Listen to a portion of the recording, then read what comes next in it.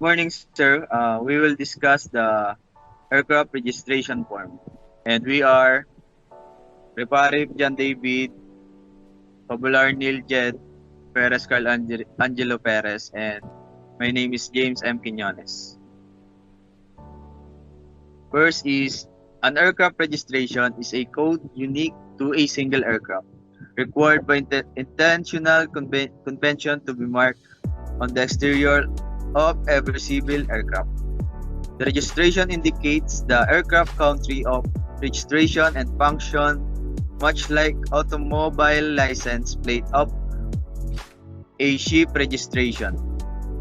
This code must also appear in its certificate of registration issued by the relevant Civil Aviation Authority or CAA. An aircraft can only have one registration in one jurisdiction, though it is changeable over the life of the aircraft. Next slide, please. In accordance with the Convention on International Civil Aviation, also known as the Chicago Convention, all civil aircraft must be registered with a Civil Aviation Authority using procedures set by each country.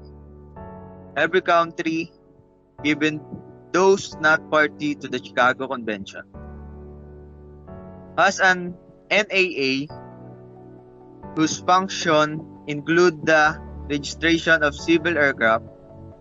An aircraft can only registered once in one jurisdiction at a time.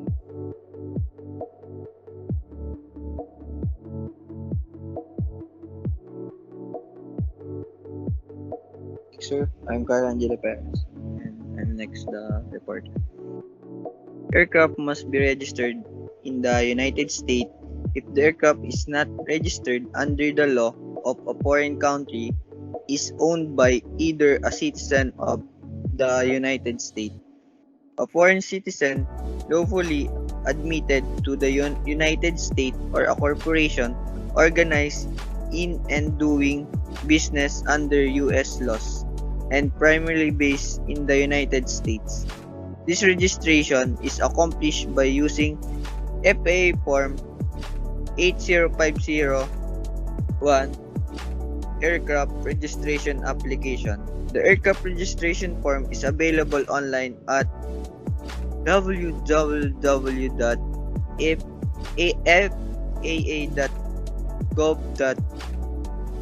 The aircraft owner can mail in completed copy and keep a copy of the form as temporary authority to operate the aircraft after the fee and evidence of ownership have been mailed or delivered to the registry. When carried in the aircraft with an appropriate current airworthiness certificate or a special flight permit, a copy of this complete application provides authority to operate the aircraft in the United States for up to 90 days. Next slide, please. In addition to the complete application form, the owner must also submit evidence of his or her ownership, such as a bill of sale and a registration fee. A successful review of the application result in the issuance of AC Form 80503 Certificate of Aircraft Registration.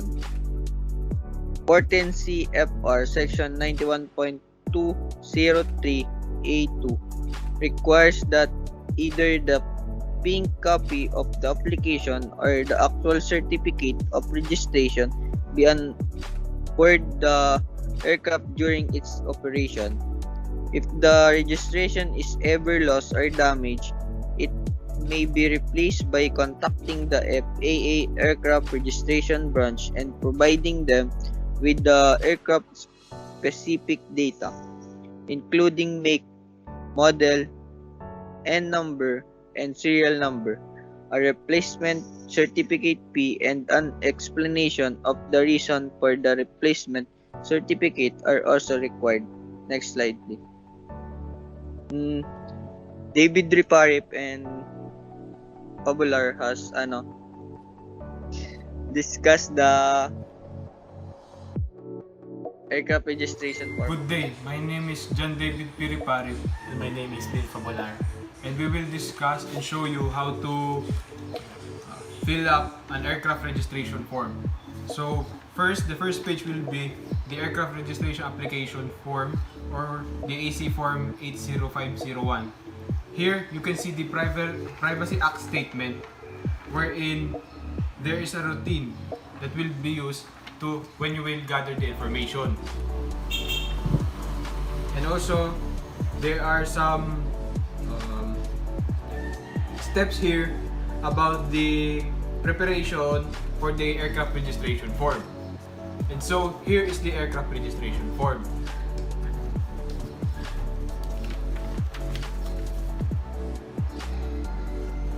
In the aircraft registration form, we will use the aircraft which we are using in our OJT, which is a Cessna 172 used by the Philippine Navy. Here, we will fill up the registration number of the Cessna 172, which is the N663PN.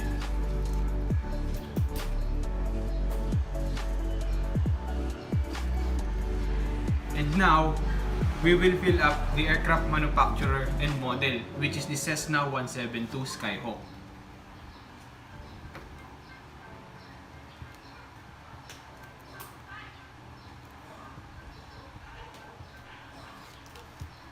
And after that, there's the serial number of the aircraft, which is the 351.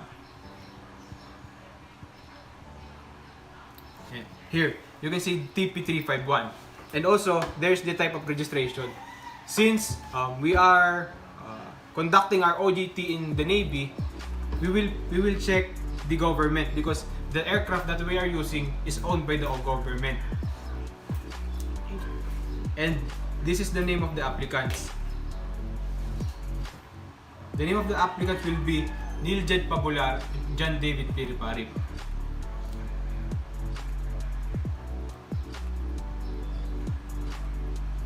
And now, we will fill up our telephone number.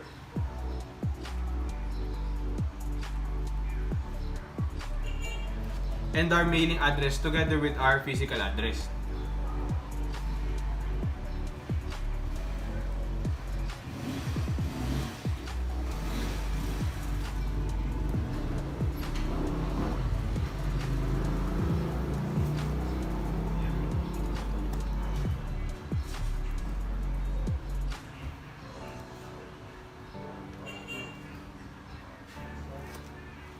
After that, there is a check here if you're only reporting of our change of address. But since our address and our mailing address is the same, we will not check this.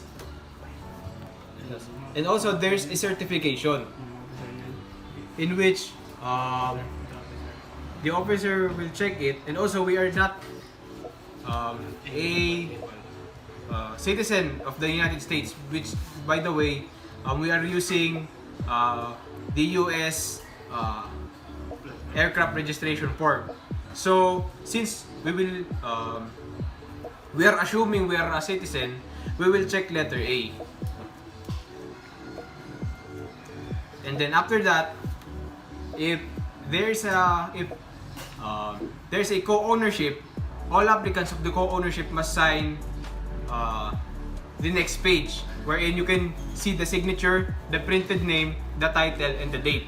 But since we are not the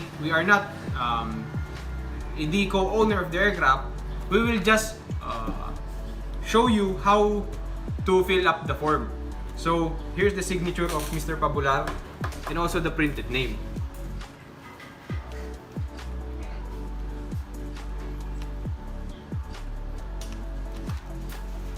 Also my signature and also my printed name.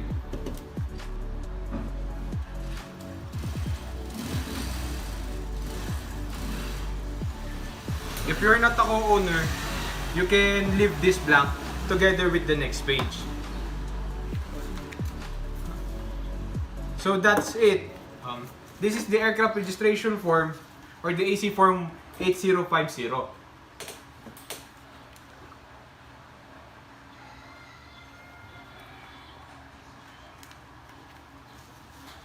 Thank you for watching and have a good day.